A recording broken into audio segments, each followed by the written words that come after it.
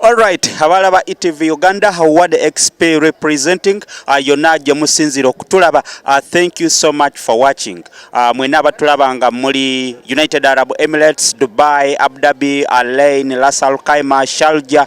Thank you so much for watching. Abatulabanga muri Oman, abali Kuwait, abali Jordan, abali South Africa, abali USA, abali mu Europe, Scandinavia, abali UK, abali Canada, abali mu United States. Thank you so much for watching. Olunaku lwa leero tukedde Jinja ku kyalo kye bayita Bujagali mu Budondo sub county Jinja district, era ng'eno tuzze kulaba nti tubeerawo ku mikolo egy'okuba egy'amaziika ga Nabbamba Bujagali abasinga gombadde mumanyi obulungi, omusawo ono omuganda ku ludda lw'eno Busoga, omusajja abadde ow'amaanyi ennyo eyafa olunaku lwa Sande oluwedde, era nga olunaku lwa leero lwe bagenda okubanga bamuziika. Tuli wano okubanga tukutuusaako buli kimu ekigenda okubanga kigenda mu maaso.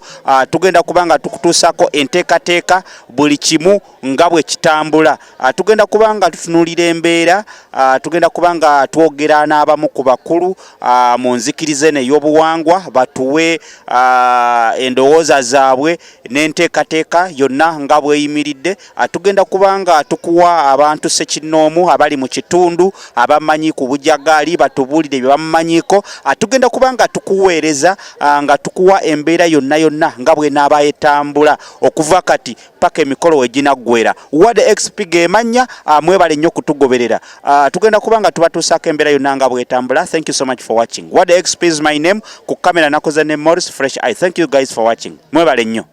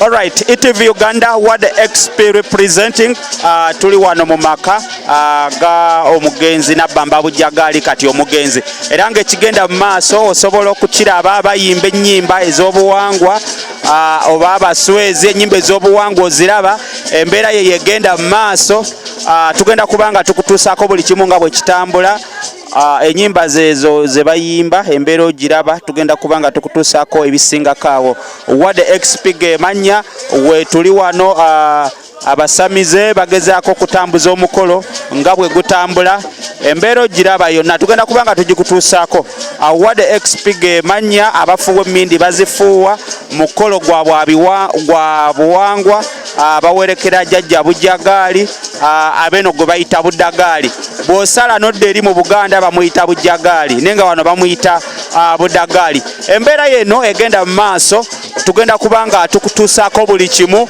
ekiri wano ku kyalo Bujagali mu ggombolola lye Budondo mu district ye Jinja tuli wano tukutuuseeko embeera yonna nga bwetambula. Thank you so much for watching.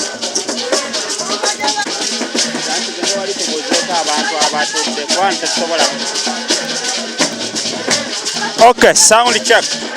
Ward XP embeera nga bwe mugiraba abantu beetala embuutu bafuuwa emirere bafuuwa abanywa emmindi bazinywa mukolo gwa babiwangwa amazina ogalaba abamu emmandwa zibalinnye tugenda kubanga tukutuusaako embeera nga bwetambula. Ward XP gemanya ETV Uganda gwe mukutu tugenda kubanga tukutuusaako buli kimu nga bwe kitambula. Yes man, mwebale nnyo okwekumira ku mukutu yonna gye musinzira okutulaba ffe weetuli wano okutuusaako olunaku lwa Sande ennaku z'omwezi ziri 3 omwezi gwa 11 omwaka 2019 embeera bweti bwetambula era naffe bwe tugitambuza. ETV Uganda Ward XP gemanya mbagala nnyo. Thank you so much for watching. Tugenda kubanga tubatuusaako ebisingako awo naye mu kaseera kano eyo embeera egenda mu maaso.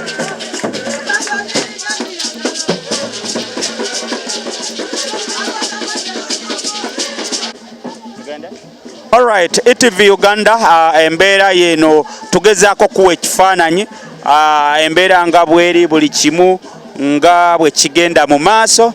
Abantu obalaba batudde mukolo gwa byabuwangwa kuwerekera jjajja Bujagali yafa wiiki ewedde ku lunaku lwa Sande era nga olunaku lwa leero lwagenda okubanga aziikibwa. Tugenda kubanga tukutuusaako tugezaako okufuna wano ku bakulu b'ebyobuwangwa abaliwo tulabe nti tukutuusaako embeera nga bwetambula. Embeera ogiraba abantu abaliwo tugezaako okulaba buli kimu nga bwe kitambula. Tugenda kubanga mu maaso awo tukutuusaako interviews na buli omu kyayogera embeera eno bagyogerako ki ebiriwo bitegeeza ki embeera bwetyo tugenda kubanga tukutuusaako ebisingako awo. ITV Uganda, that's where we are. Tukuwa ekifaananyi embeera eriwo osooka ogirabe abantu webali abantu bagezaako okukola kyonna kye bakola. Mu kiraamo omugenzi kye yaleka yagaana okumukaabira era nga yagamba nti balina kusanyuka busanyusi kuba mbuutu kuyimba n'okukola ebintu byonna nga bwe bitambula. Ekirala gwe wenna eyanyumiza akakyagera oba kayita akaboozi tokkirizibwa kujja wano era n'okujja wano bonna abaliwo tebalina kunaaba. So basically tugenda kubanga tufuna n'abakulu abalala batubulire omukolo guno n'embeera n'emisoso gyonna atubeere nga tukutuusaako ebisingako. ITV Uganda, that's where we are trying to give you a clear picture of what is going on here. Tugezaako kutuusaako embeera yonna nga bwetambula.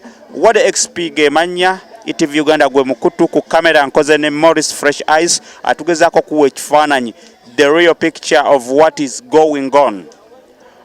Tugenda kubanga tukutambuzaako kuzaako eri ku mbuga tukulage ebiriyo. Tugenda kubanga tutambula wano mpola mpola ne cameraman twagala kutwalako eri ku mbuga ebadde embuga enkulu eyajjajja Bujagaali. ITV Uganda, that's where we are. Tunakuwa interviews zonna twagala tukuwa embeera mu kitundu nga bwefaanana obeere nga ofuna ekifaananyi ekituufu ekiriwo kati. Enkuba yakedde kutonnya, embeera teri favorable kuffe wano mu kaseera kano naye nga tugezaako okukuwa ekifaananyi. Eyo y'embuga ya jjajja Bujagaali nga bw'ogiraba mwabadde akolera emikolo oba okujjanjaba abalwadde n'ebisingako awo. Tugenda kubanga tukuwa ekisingako awo. That's where we are trying to give you a clear picture of what is going on here. Tuli wano bayitawo Bujagaali, ekyalo bakiyita Bujagaali mu ggombolola lya Buddondo sub county mu district ey'Ejjinja. Wade XP gemanya ITV Uganda gwe mukutu. Thank you so much for watching.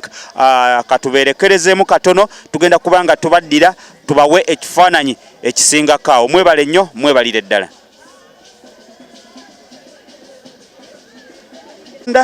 Tugende ITV Uganda, that's where we are. Tukyali wano mu maka g'omugenzi Bujagaali tugezaako okwogerako n'abantu wano. We are trying to give you a clear picture omanye ekituufu ekiriwo n'ekigenda mu maaso. Ngenda kubanga ndowooza kanfuneko wano ku katebe nyinza obutasobola kuyimirira bulungi wano. Let me try to get where to sit.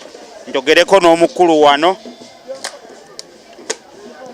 Ogamba otya taata? Gendesebo. Bigenda bitya? Bigenda bwe bityo nga bw'oli kubiraba tuli mu kukungubaga taata waffe eyatuvudde ku maaso yasiza omukono olwaleero tumusiibula. Jjajja Bujagaali gwe muyita otya? Jjajja Bujagaali aba taata wange era aba jjajja wange. Tattawo ddala oba mu misambwa? Mu misambwa. Iye. Amannya gwange? Amanya nze Samuel Woira. Ndi Musoga mwene. Oli Musoga mwene? Ndi Musoga mwene. Oli musawo Muganda naawe? Ndi Muganda. Musawo Musoga, tugamba Musoga kati? Musoga. Musawo Musoga? Ndi musawo Musoga mwennyini. Obusawo bumaze mu bbanga ki? Emyaka mpezezzaamu 25. Kiki ky'omanyi ku Bujagaali? Bujagaali ebintu by'omanyiko bingi byagenze nga tukuŋŋaanya wabeerawo wasobye ng'abatereeza bw'obeera olinawo wabyemu ng'akugamba mwana wange ekkubo ly'oba okwata ettuufu lyerino era tujja ne tumwebuuzaako n'eddagala erimu ng'ajja n'akugamba nti genda n'omuti gundi ogenda osawula omulwadde gundi ekirwadde ekyo kiwone. Kakati kino okyokutte kye bayita batya? Eno mmindi era gye nfuwako bajjajja ne batabaala ne batabaalira abalwadde ababa bazze abasaba ssente abagala okufuna nga nange nga bwendi nfunyemu ebintu bingi. Batugambye nti wano mu kuziika jjajja Bujagaali oba okumuwerekera omukolo guno guliko emisoso mingi. Asimanya abantu tebalina kunaaba oli talina kujjawo ng'anyumiza emitendera. Sooka otuweeko ku bimu ku ebyo. Emitendera ng'onoozika taata waffe ono okuva obuyasa omukono temunaaba tewebaka na mukazi tewebaka ku kitanda okutuusa bwe tunaagira ki bwe tunaamuziika. Ate abavudde obuvye waka nga babadde tebali wano? Oyo tatuukirira mufu oyo. tamutuukako taata waffe kati nga ffe abazze obuzi gwe togendayo era wewagalidde ku byennyanja totuukayo enkoko oba totuuka oba wazenye ku mukazi totuukaana bw'otuukayo kibaaki ofuna obuzibu olusi okulwala ate noyisibwa bubi yisebo.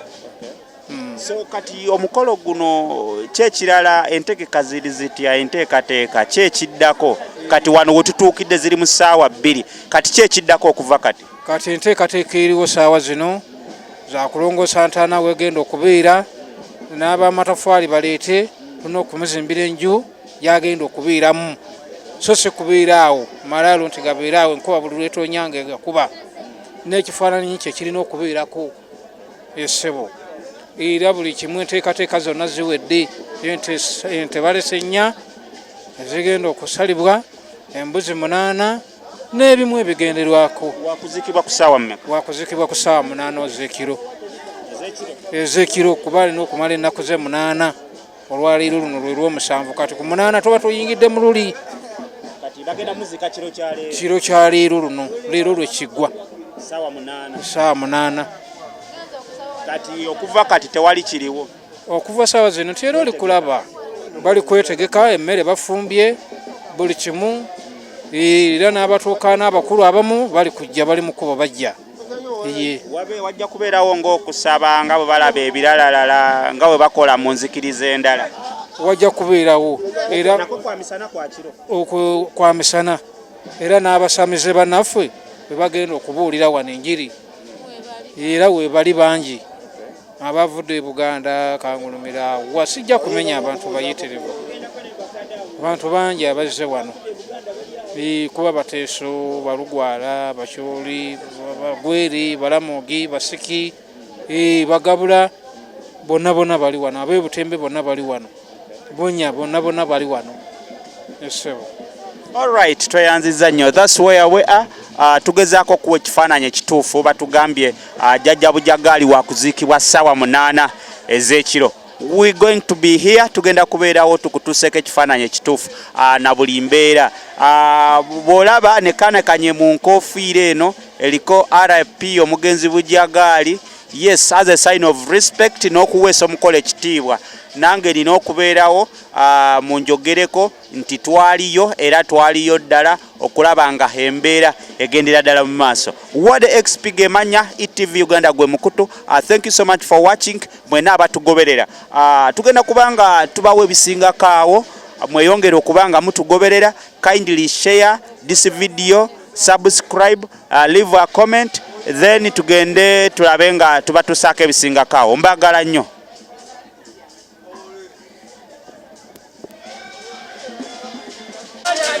Thank